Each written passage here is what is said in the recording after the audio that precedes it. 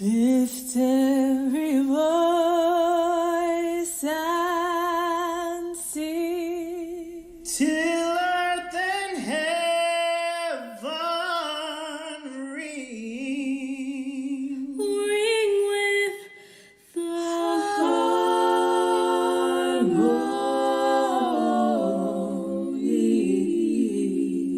harmonies of liberty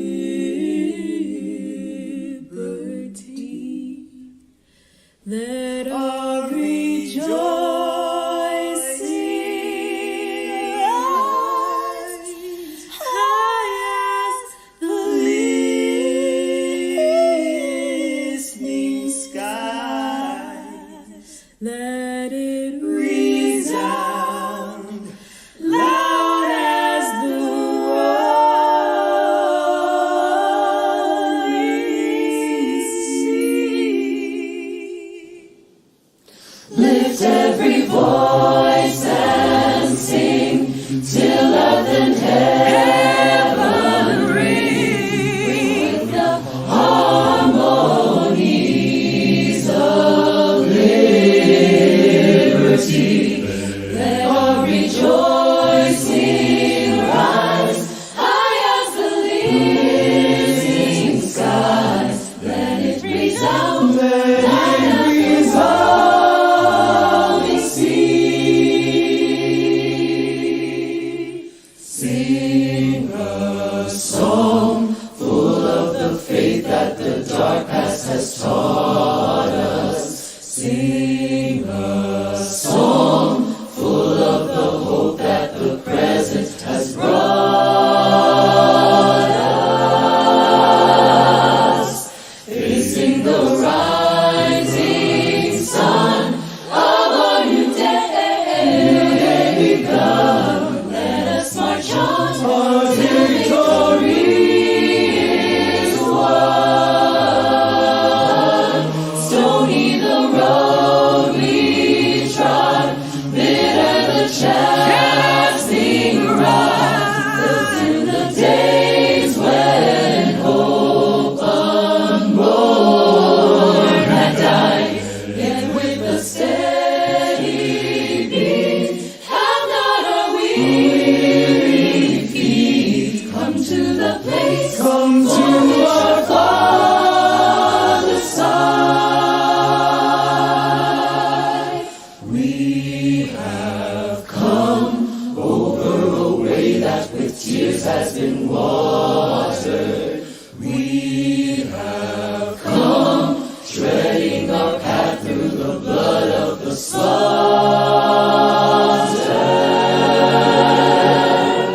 Out from the gloomy past, till now we stand at last, where the white gleam of our bright star is cast. God of our weary ears, God of our silent tears, thou who hast brought us thus far on the way, thou who hast by thy might led us into the light. Keep us forever in the path we pray.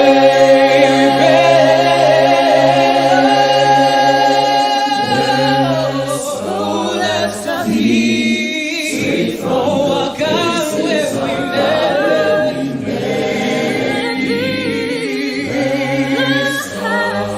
hearts drunk with the wine of the world, we forget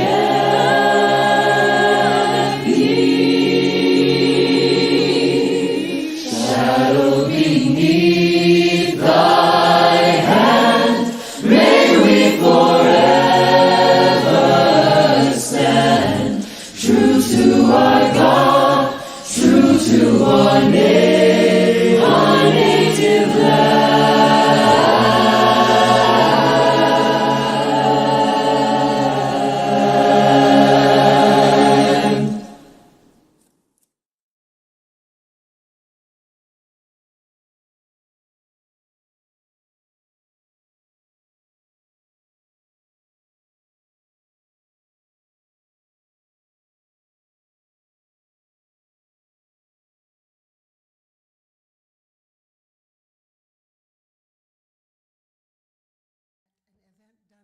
Topeka Links, if you ever get an opportunity to go to one of their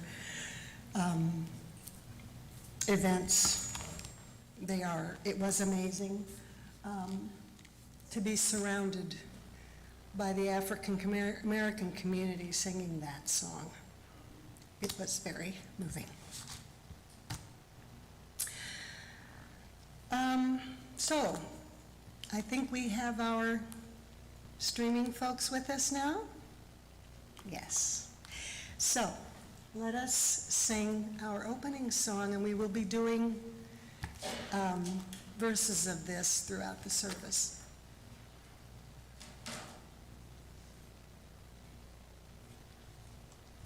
Do we have the slide for that? It's opening song slide is supposed to be on.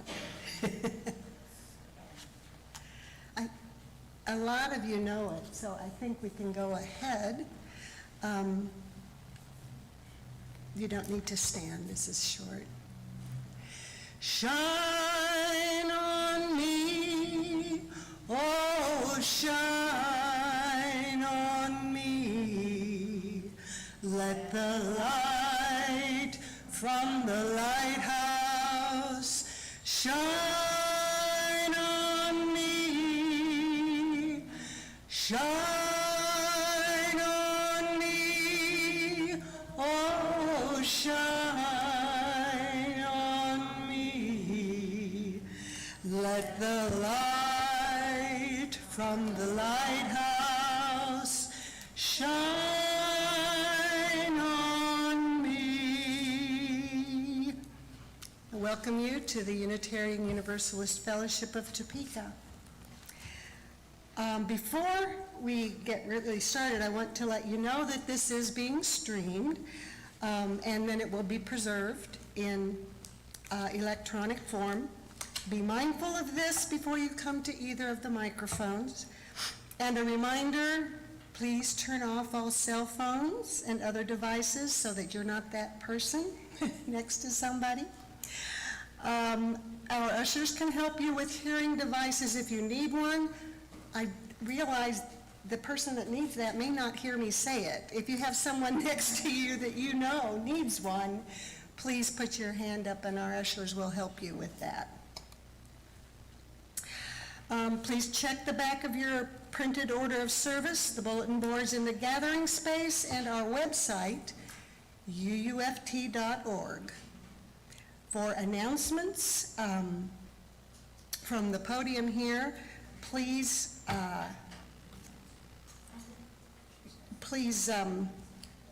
give it to an usher or to myself so that we can do that later. We're going to wait for other announcements from the floor to facilitate the children's having enough time to get to their classes.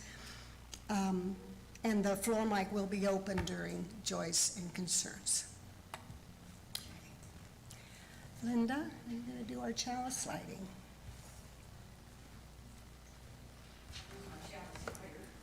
Okay. Good deal.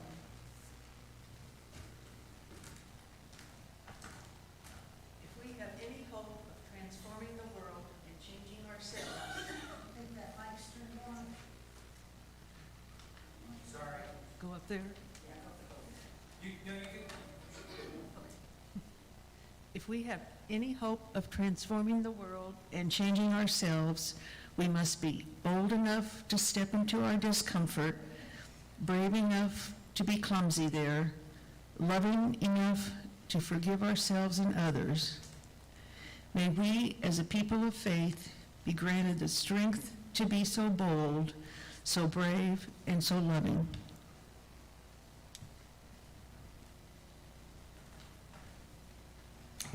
And while the children gather for the story, we'll sing the next verse, Lift Me Up.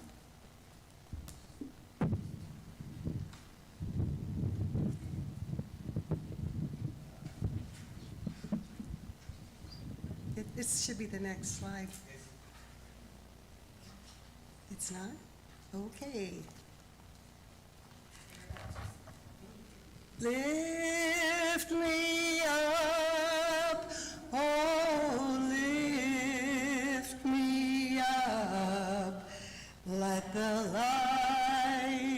from the lighthouse. Lift me up, lift me up, oh, lift me up. Let the light from the lighthouse lift me up.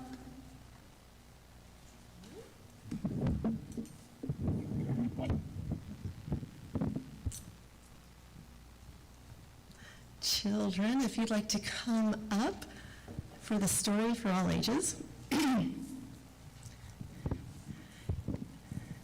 Now, before I start, I wanted to make a quick announcement, which is fun because I have the microphone. In 2 weeks, we will have our multi-gen service, and it'll be RE Sunday, and we are also having our flower communion. So if everybody could bring a flower, or maybe two, and just in case somebody forgets one, and we will exchange flowers in the service.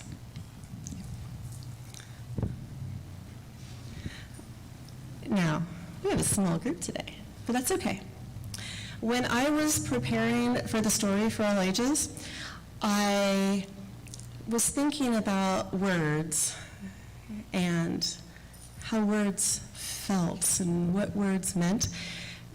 And I was thinking of some really, powerful, beautiful words. And I asked a couple people what they thought maybe some of their favorite, most beautiful words were. And we have a short list that I shall read out. These are words that sound good, that feel good, that make you think of good things. Cipher, ocean, tertiary, deoxyribonucleic acid, symphony, kaleidoscope, hibiscus, popsicle, xylophone, artistic.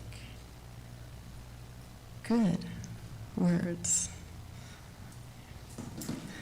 Our story for all ages today is The Word Collector by Sonia Wimmer.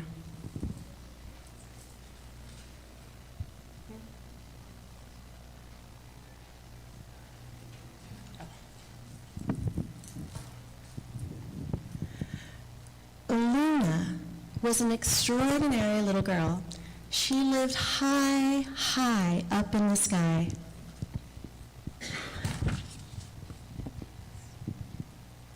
And she had a very strange pastime.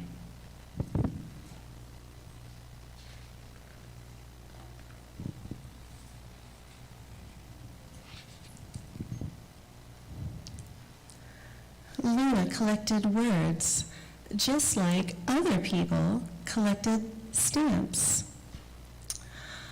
Funny words that tickle your palate when you say them. Words so beautiful that they make you cry.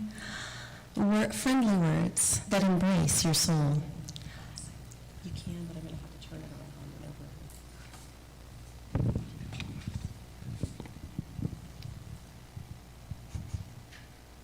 over. Okay.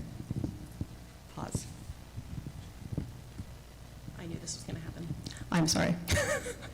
Magic words, delicious words, long words and short words, funny words, crazy words, magnificent words, little words, humble words, and serious words.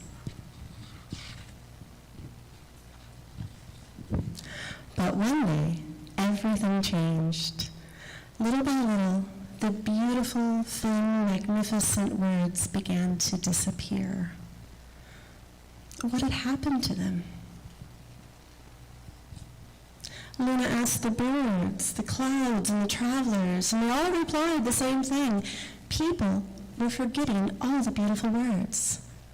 They just don't think they're important anymore. They were too busy.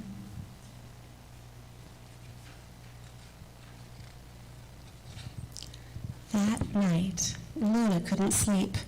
And when the first rays of sunlight sent the stars off to bed, she made a decision.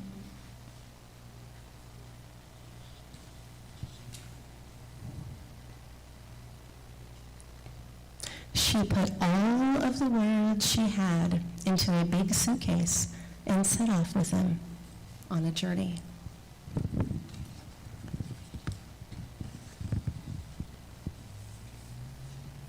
She flew over seas and continents, mountains and cities.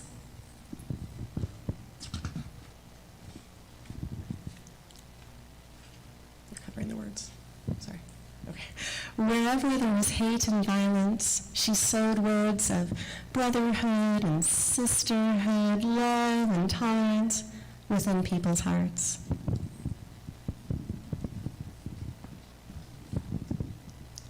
Wherever there were people who were sad and lonely, yes, she wove threads of warm words, words of friendship and compassion.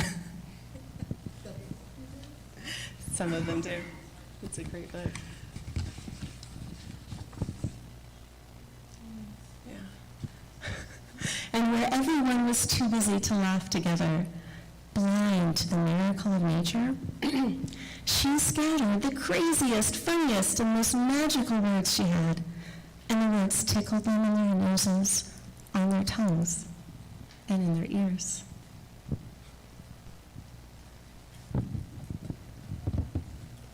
But, oh no, suddenly the suitcase was empty. There wasn't a single word left. Luna was desperate. But then she saw that people had started to throw letters. They invented new words. They gave them to each other. They shared them, and they let them fly away again to each other, like balls.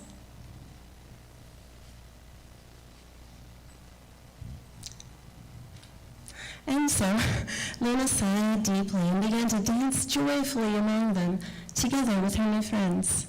She had given them all of her words, but she was happy.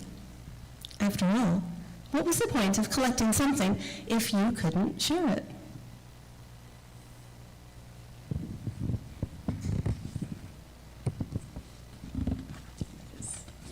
The end. The end. Thank you. It is a difficult book to read out loud, but it's a most beautiful book. And if you would like to look at it after the service, please come and check it out. This little light of mine, I'm gonna let it shine. This little light of mine, I'm gonna let it shine. This little light of mine, I'm gonna let it shine. Let it shine, let it shine, let it shine. And now I have not received, well, I've seen a couple of concerns or sorrows. I haven't received any joys announcements, and as soon as I finish these two, if you have a joy or sorrow, then you can come up here to the microphone. And remember, it is being streamed. Nancy Heitzig's father is having health issues. I believe he's in his 90s. And Nancy will be going to Oregon this week. And my father-in-law, Bud Metzentine, is having a health crisis with his lungs. We don't know for sure what it is yet. But he is in the hospital. He should be going home in a couple of days. But I wanted to let you all know that. Any other joys or sorrows?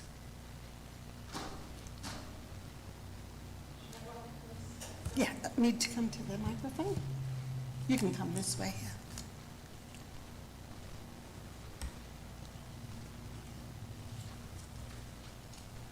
Hi, I'm Rob Cook. Janie and I celebrated 28 years of wonderful time together yesterday.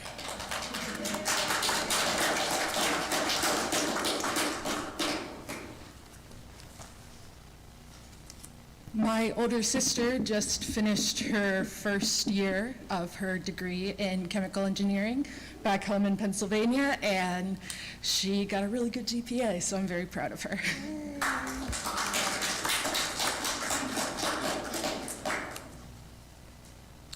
Helen Newman has had ongoing health problems. She's back at school now. There have been some internal bleeding, and I'm not sure what the condition is, but you'd like to keep her in your thoughts. Thank you. I'm Carolyn Peck, and I'm on the search committee. I just wanted to let people know we are getting ready to interview candidates for our minister.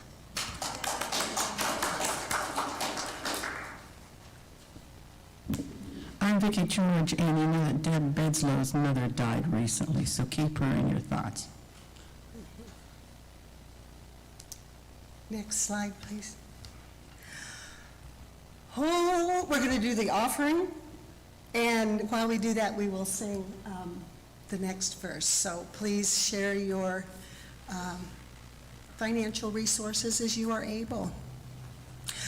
Hold me close, oh, hold me close.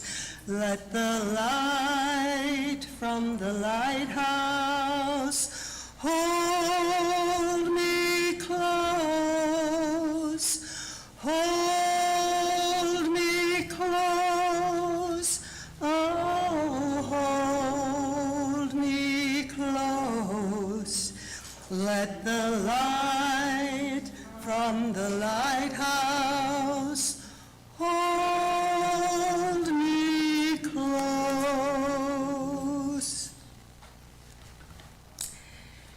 This morning's service is the 17th in a series of programs on racial justice offered by the 8th Principal team, Lou Hoover, Lauren Christ, Vicki George, and myself, Janine Silsby. This team was formed to address the commitment this congregation made when it passed the 8th Principle, which can be seen in the overhead. Do we have a copy of the 8th Principle in the overhead, in the slide? It's on the bulletin. Oh, on the bulletin, okay. It's also on your bulletin. It's the back of your order of service. The 8th Principle affirms and promotes journeying towards spiritual wholeness by working to build a diverse, multicultural, beloved community by our actions that accountably dismantle racism and other oppressions in ourselves and our institutions. As always, this team asks ourselves, okay, so what? Why present this topic here as a Sunday morning service at the location of which we describe as a spiritual home and beacon of liberal religion in Topeka? This year we considered Richard Gilbert's 5 approaches to social justice. The second of those 5 was that of education, the purpose of which is to educate people about the importance of a social issue. This morning, Lou Hoover and Vicki George will present 2 books important to them, dealing with anti-racism and anti-oppression. Lou?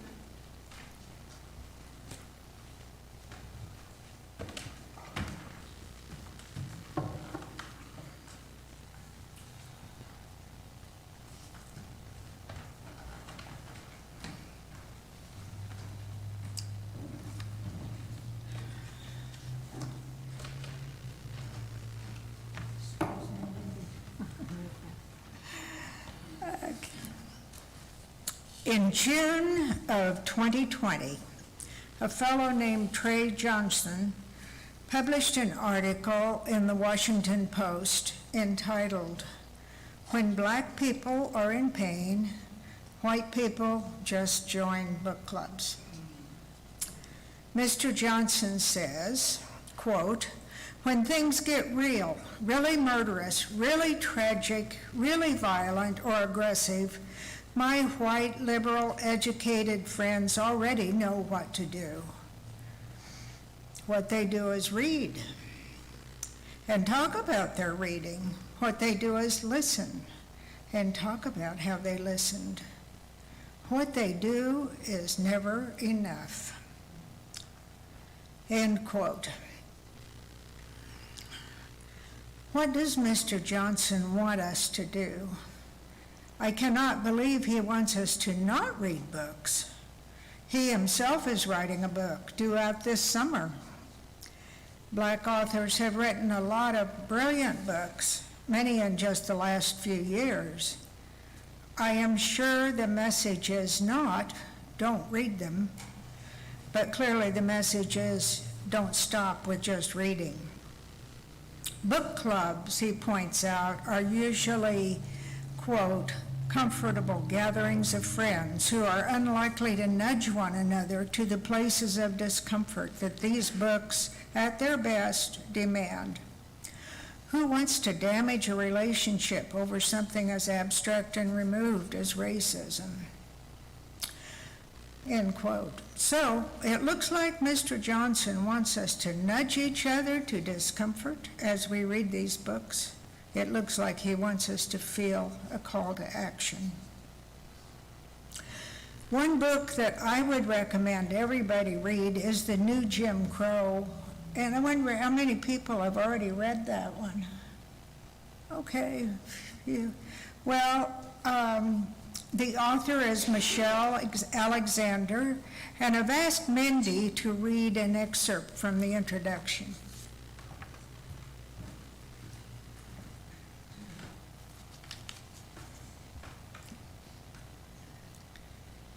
Most people assume the war on drugs was launched in response to the crisis of crack cocaine in inner city neighborhoods.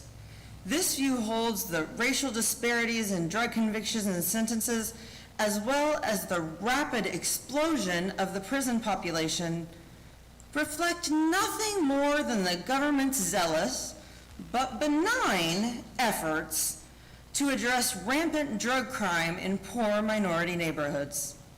This view, while understandable, given the sensational media coverage of crack in the 1980s and 90s, is simply wrong.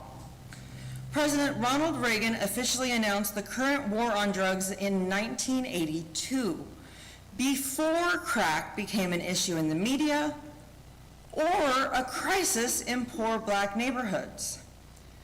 A few years after the drug war was declared, crack began to spread rapidly in poor black neighborhoods in Los Angeles and later emerged in cities across the country. The Reagan administration hired staff to publicize the emergence of crack cocaine in 1985 as part of a strategic effort to build public and legislative support for the war. Almost overnight, the media was saturated with images of crack whores, crack dealers, and crack babies, images that seemed to confirm the worst negative racial stereotypes about impoverished inner city residents. The media bonanzas surrounding the new demon drug helped to catapult the war on drugs from an ambitious federal policy to an actual war. The United States now has the highest rate of incarceration in the world, dwarfing the rates of nearly every other developed countries, even surpassing those of highly repressive regimes. Russia, China, Iran. In Germany, 93 people are in prison for every 100,000 adults and children. In the United States, the rate is roughly 8 times that much, 750 per 100,000. The racial dimension of mass incarceration is its most striking feature. No other country in the world imprisons so many of its racial or ethnic minorities. These stark racial disparities cannot be explained by rates of drug crime.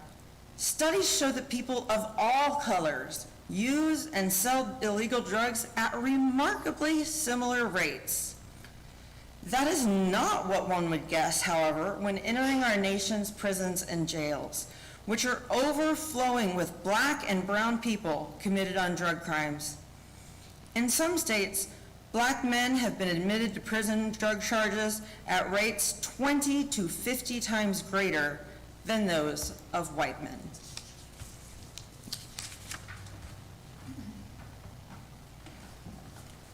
Thanks, Mindy. Now, Michelle Alexander wrote this book in 2012. In the more than 10 years since it was written, the drug war has been pronounced a failure by many. It has been suggested that the war on drugs is, in reality, a war on black people. The question I have is, have things improved since this book was written? Well, one thing is that the book has got much more readership after a very slow start where Michelle Alexander said she was going to church basements and talking to 30 people to urge them to read the book. Eventually, it spent 246 weeks on the New York Times bestseller list. And there have been many other changes. Several states have legalized marijuana, which takes the pressure off. Some states have passed laws restoring voting rights after a prison sentence is completed. And you seem to see a lot in the news these days about programs to assist re-entry into society and work after a prison sentence. Black people who had been ashamed of their incarcerated family members became activists against an unfair system. The marked disparity between sentencing guidelines for cocaine and crack have been reduced. We've seen lots of progress, and we've also seen lots of pushback. You remember in Florida when they tried to restore voting rights to ex-prisoners, they decided they couldn't vote until they'd paid off all their court charges, which in some cases were pretty big. Of course, in the 10 years since this book was written, we've had a president who brought racism out of the shadows and into the mainstream. Please read this book. The public library has several copies, and the book is also available from the library on Hoopla. You know, I've got a copy of it. Well, the other book I wish to bring to your attention today is The Whiteness of Wealth by Dorothy A. Brown. The library only has one copy of this book, and it's not on Hoopla, but I hope you will read it. I'll loan you my copy if you really promise to bring it back. You've probably heard, wait a minute, I'm in the wrong place here. Yeah, you've probably heard about the tremendous disparity in wealth between the average white family and the average black family. This book explains in detail how that disparity developed and what continues to feed that disparity to this day. And again, I've asked Mindy to read an excerpt from that book.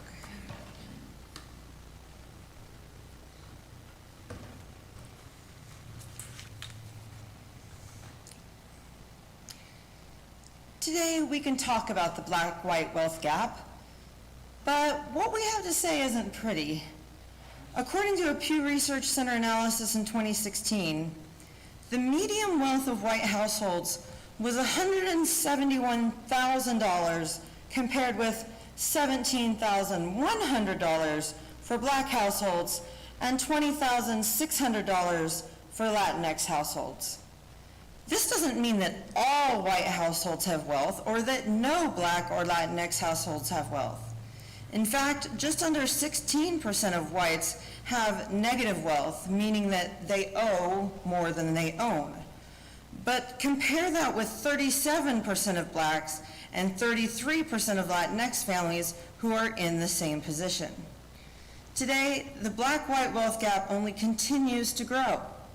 Between 1983 and 2016, median white family wealth increased by $1,000 annually, compared with only a $66 increase for median Latinx wealthies. Sadly, black families saw their wealth decrease by $83 annually. Why is this gap so persistent? Why is it widening? Well, if you ask the political right, it's because black Americans do not make the right choices and just don't work hard enough. According to a 2016 General Society survey, that's GSS, a majority of white Republicans, 55%, agreed with the statement that black Americans are worse off economically because most just don't have the motivation or willpower to pull themselves up out of poverty, compared with 26% of white Democrats.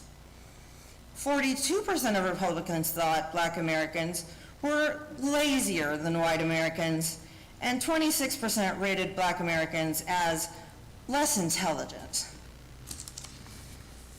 The political left, which does admit our racial history, doesn't do much better when it comes to understanding the situation.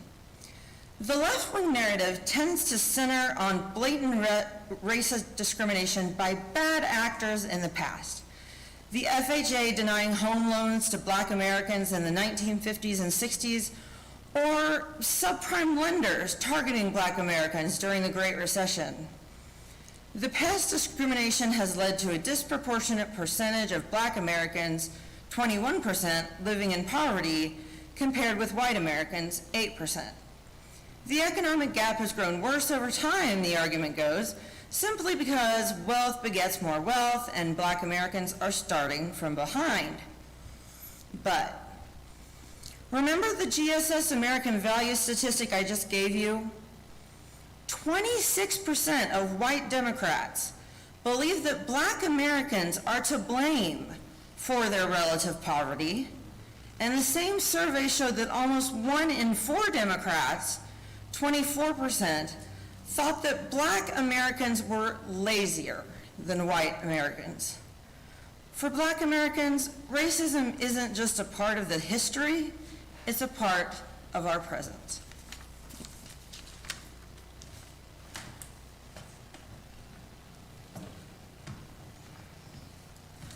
I wanted to show you what this book looked like, so you'll recognize it. Okay. I'm sure we would all like to not be in the group of liberals who uses silly racist ideas to explain why black people as a group have less wealth. We want to be in the group that gets it. We would need to understand how it is that owning a home, which is almost always a reliable wealth builder for white families, can be a wealth destroyer for black families. We need to understand that the tax code, which is designed around the needs of white people, penalizes black people. So please read the book. Once we get the knowledge and understanding we can from books, what do we do? How do we move beyond just adding the book to our book club trophy list? Tre Johnson says, quote, "This isn't the time to circle up with other white people and discuss black pain in the abstract. It's the time to acknowledge and examine the pain we've personally caused." Ouch. In a more conciliatory tone, Mr. Johnson continues, "The confusing, perhaps contradictory advice on what white people should do probably feels maddening. To be told to step up, no, step back. Read, no, listen. Protest, don't protest. Check on black friends. leave us alone, ask for help, or do the work, it probably feels contradictory at times. And yet, you'll figure it out. Black people have similarly been exhausted making the case for jobs, freedom, happiness, justice, equality, and the like. It made us dizzy. But we've managed to find the means to walk straight. End quote. And I guess we'll have to leave it at that.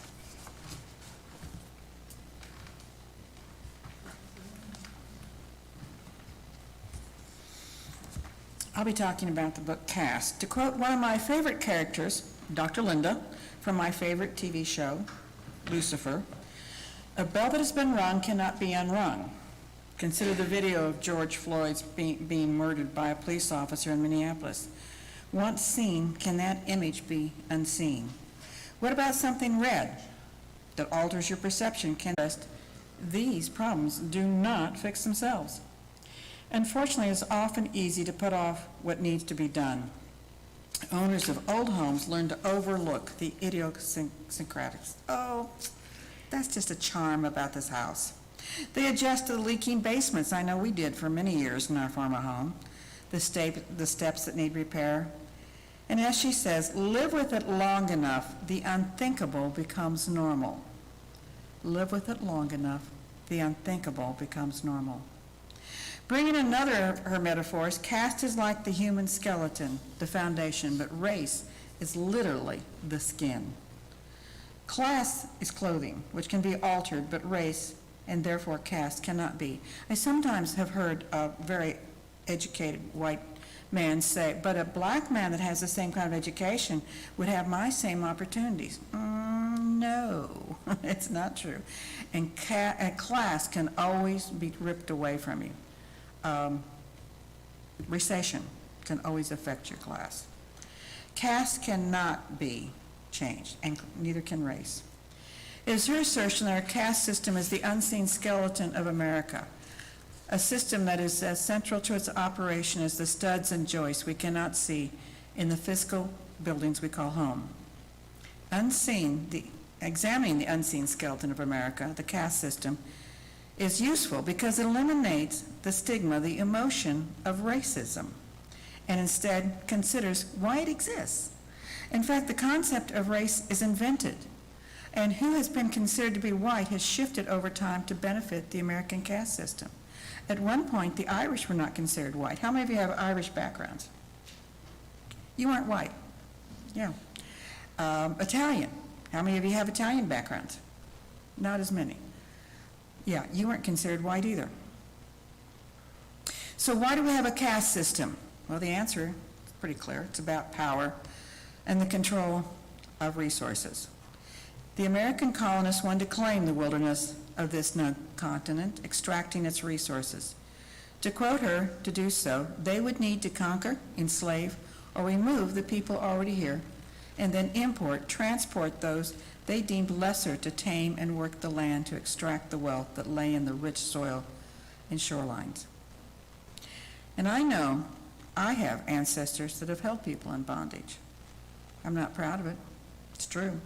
I have copies of their wills to prove this.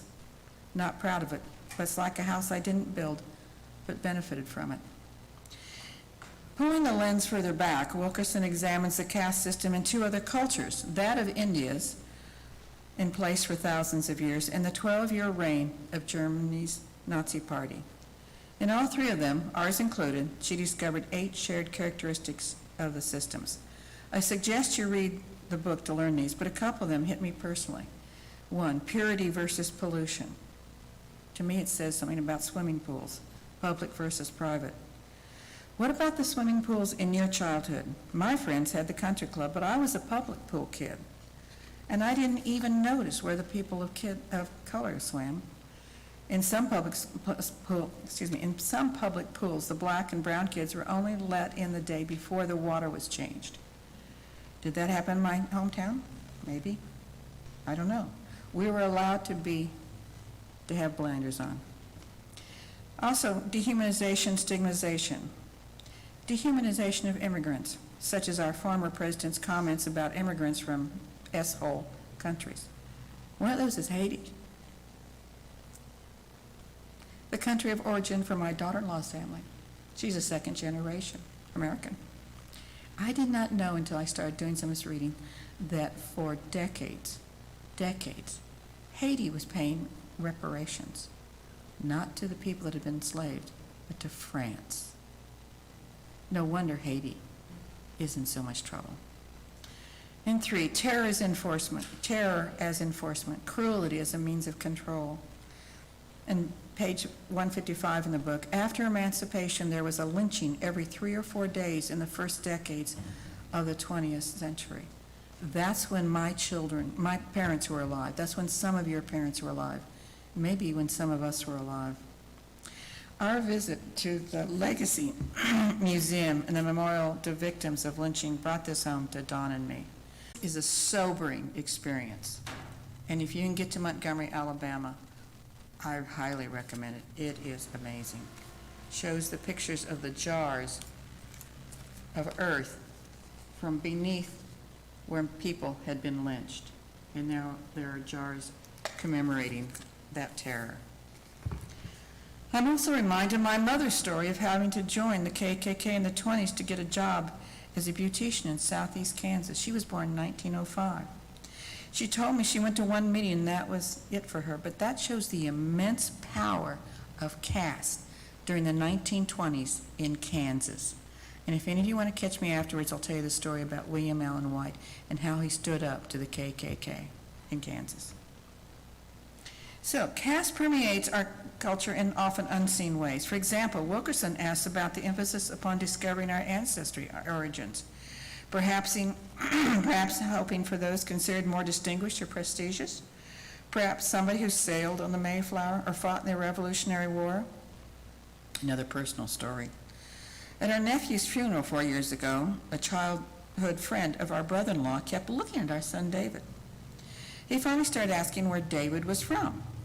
Since our son is biracial, he has a black father and a white mother. His features, especially his straight hair, don't allow people to automatically place him in a category. David said Chicago. But that didn't satisfy the man, and he asked it again. This man, this jerk, need to put David in a category for his own comfort, which was unacceptable, and I feel badly now that as a bystander I didn't respond. Having the privilege of belonging to the upper caste, I hadn't had to harden myself to microaggressions. So what is the cost of the caste system in America? And just like complacency can prevent a homeowner from addressing a problem in their home, complacency can prevent us from addressing the problems. To quote her again, what is unthinkable that has become normal? What are the costs? Police brutality toward persons of color, higher maternal mortality of black mothers and their babies, where toxic waste sites are located, a child's zip code determining life choices, even life itself, the election of an unqualified person to be president because he is male, white, and placed to the fear of pending demographic changes. On this last point, many expressed surprise after Donald Trump won in 2016, but Wilkerson said she had a premonition he would get elected. A prediction she shared with her friend, Gwen Eiffel of PBS. Both thought it would be due to anxiety about predictions that by 2042, whites would no longer be the numerical majority. And I think that number's been moved up. Wilkerson refers to Trump's win as a resurgence of caste. As comedian D.L. Huey said, I think Obama was who we aspire to be. Trump and his supporters are who we are. What are the costs to the dominant the caste? Well, deaths of despair by white men due to suicide, opiate overdose, etc. The highest rates of gun deaths in the developed world, shooting by members of the dominant caste due to the fear of the other. Voting against one's own self-interest, such as the lack of universal health care, because support of that might mean someone in a lower caste might benefit. In Kansas, fighting against Medicaid expansion. Loss of the brilliance of those from the lower caste. Example, Satchel Paige. Think about that loss, Satchel Paige. And he was in his late 40s when he finally was in the majors. Who else has been overlooked? What medical and technological advances might have been made except for the barriers of caste? In her epilogue, Wickerson evokes a world without caste. To imagine an end to caste in America, we need only look at the history of Germany. It is living proof that if a caste system, the 12-year reign of the Nazis, can be created, it can be dismantled. We make a serious error when we fail to see the overlap between our country and others, the common vulnerability in human programming, what the political theorist Hannah Arendt called the banality of evil. In Berlin, Nigel Dunkel, a former British officer and historian of Nazi Germany, takes German students on tours of the Third Reich. When asked, "Do you as Germans feel any guilt about what the Germans did?" the response, after heated discussions among themselves, is the following: "We were not here." We ourselves did not do this. But we feel that as a younger generation, we should acknowledge and accept the responsibility.